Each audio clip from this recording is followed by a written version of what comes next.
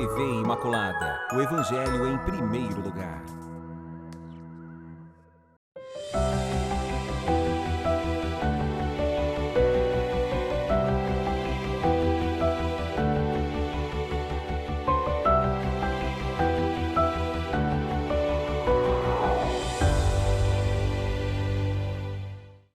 Louvado seja nosso Senhor Jesus Cristo, para sempre Ele seja louvado.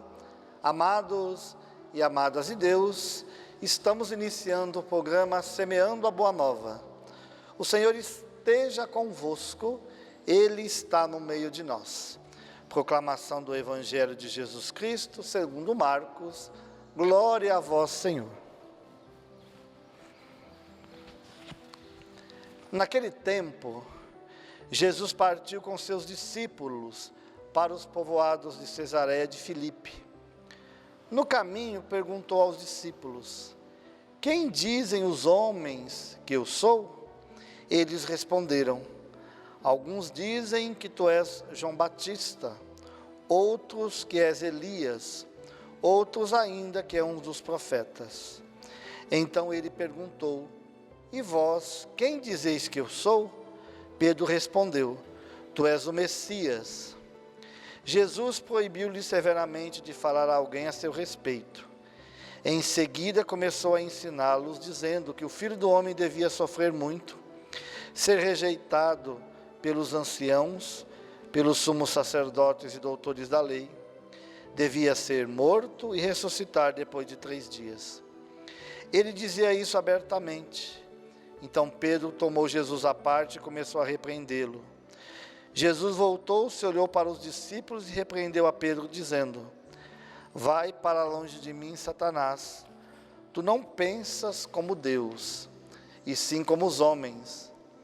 Então chamou a multidão com seus discípulos e disse: se alguém me quer seguir, renuncie a si mesmo, tome a sua cruz e me siga. Pois quem quiser salvar sua vida vai perdê-la, mas quem perder a sua vida por causa de mim e do Evangelho vai salvá-la. Palavra da salvação, glória a vós, Senhor. Amados e amadas de Deus, estamos celebrando o 24º domingo do tempo comum. E o Evangelho que acabamos de ouvir traz Jesus, que primeiro faz uma pergunta para os seus discípulos. Uma pergunta de enfoque geral. O que os homens dizem que eu sou? Vocês devem escutar por aí as conversas, o que eles estão dizendo? Aí alguns responderam que ele era João Batista, outro que era Elias, um outro dos profetas. Então, Jesus perguntou de forma pessoal para eles: e vós, quem dizeis que eu sou?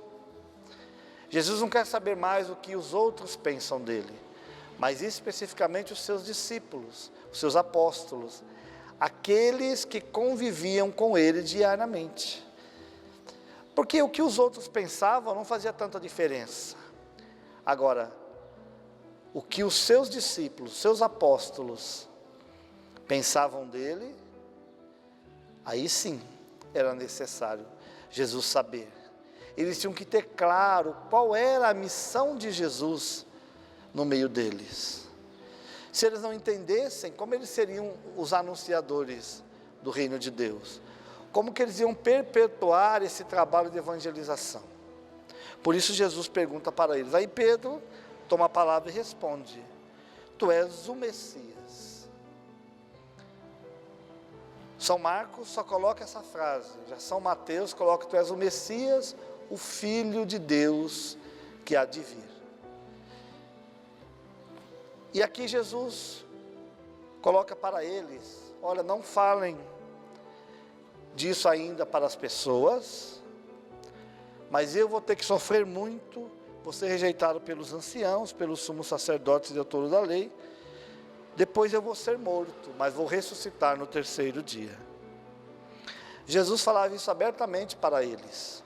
Por que Jesus colocou tudo isso para eles, para os seus discípulos? Para prepará-los quando isso acontecesse. Aí Pedro tomou Jesus à parte, não quis falar isso abertamente, e repreendeu Jesus, dizendo que isso não ia acontecer com ele. Aí é Jesus que repreende Pedro na frente de todo mundo, dizendo: vai para longe de mim, Satanás, tu não pensas como Deus, mas como os homens.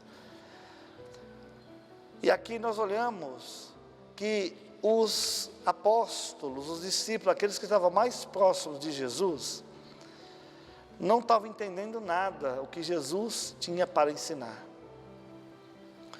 Porque falar de um Messias é muito fácil. Tu és o Messias, o Filho de Deus vivo.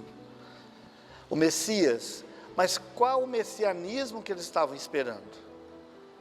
Quando Jesus fala da morte, que ele vai sofrer, que ele vai ser entregue na mão dos saduceus, dos fariseus, que depois ele vai morrer, mas ele vai ressuscitar no terceiro dia, a coisa mudou. É bom ter um Messias, mas o Messias triunfal. Um Messias que vem restaurar o reino messiânico de Davi. Agora o Messias que vai sofrer, o Messias que vai ser morto, o Messias que vai ser preso, não, esse Messias nós não queremos. Por isso que Pedro fala isso. E não era somente um sentimento de Pedro, não. Era um sentimento dos outros apóstolos. Pedro apenas trouxe isso para Jesus, mas era também um desejo dos outros. A gente sabe outras passagens do Evangelho, eles ficavam brigando para quem seria o maior, quem era o mais importante. Então todos eles não estavam entendendo, por isso que Jesus faz esse diálogo. E hoje também nós podemos ouvir Deus, Jesus Cristo, fazendo essa pergunta para nós. E para você, quem eu sou? Pergunta individual, para cada um de nós. Porque a nível mundial, a nível social, a nível de mídia, se fala muito de Jesus Cristo. Até belas definições sobre Jesus Cristo, cantos, muita coisa. Mas Jesus quer saber o que eu, você, cada um de nós de forma especial, particular, sabemos de Jesus. Ou quem é Jesus para nós? Essa pergunta nós precisamos responder. Parece uma pergunta muito simples, mas ela é crucial. A partir do que ser Jesus para mim é que vai fazer a diferença do meu compromisso como cristão, como católico, nesse reino, nesse mundo.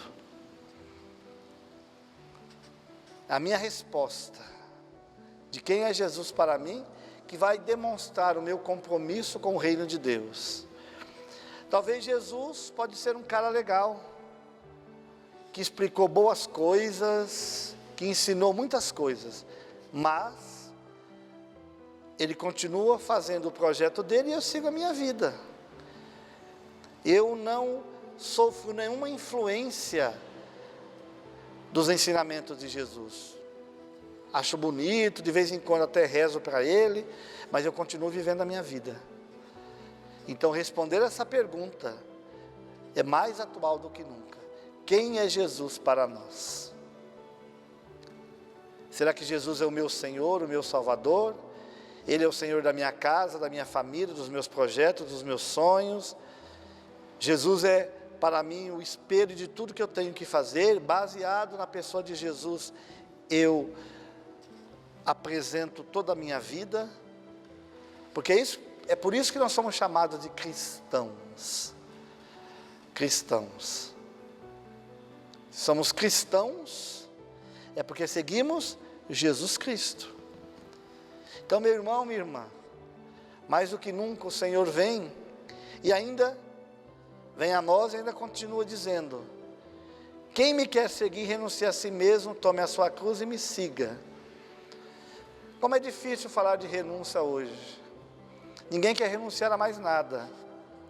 As pessoas querem ter tudo e de imediato, mas não querem fazer nenhum tipo de renúncia. Eu quero tudo, quero viver tudo, quero ter tudo, mas não quero ter renúncia nenhuma. Não quero ter que renunciar a nada, deixar nada, eu quero tudo. Tudo o que eu necessito eu quero ter, mas eu não quero assumir minha cruz, não quero assumir os sofrimentos, não quero deixar nada. É impossível. Meu irmão, minha irmã, mais uma vez é preciso a gente entender, nós não podemos ter tudo, não adianta. Isso é uma mentira que tentam nos passar, dizer você pode tudo, você é capaz de tudo, tudo com seu esforço pessoal você vai conseguir. Isso é mentira. Ninguém pode tudo, nós não somos capazes de tudo, isso não existe. Nós somos limitados, e é bom a gente entender isso, porque vendo as nossas limitações, vendo que nem tudo é do jeito que a gente quer, a gente vive uma vida mais leve. Tem coisas que a gente não é capaz de fazer, e não é porque somos incapazes, não é porque somos menos, ou porque não temos a motivação necessária, não é isso. É porque, meu irmão, minha irmã, a gente não pode tudo. Existem limites a nós, seres humanos. E é bom a gente saber dos nossos limites. Saber dos nossos limites, conhecer as nossas limitações, as nossas misérias, as nossas incapacidades. Para a partir disso, a gente também conhecer as nossas qualidades, os nossos talentos. Tudo isso é uma balança. De um lado existe as nossas limitações, nossas misérias, nossas fraquezas, mas do outro lado também existe as nossas capacidades, nossos talentos. Tudo isso precisa ser colocado diante de Deus, tudo isso precisa ser colocado na nossa vida, para conseguirmos viver de forma tranquila e o mais leve possível. Então, que o Senhor nos ajude, com essa liturgia desse domingo, dar essa resposta, uma resposta pessoal. Quem é Jesus para mim? Que o Senhor abençoe você, abençoe a sua casa e a sua família, em nome do Pai, do Filho e do Espírito Santo. Amém. Salve Maria Imaculada.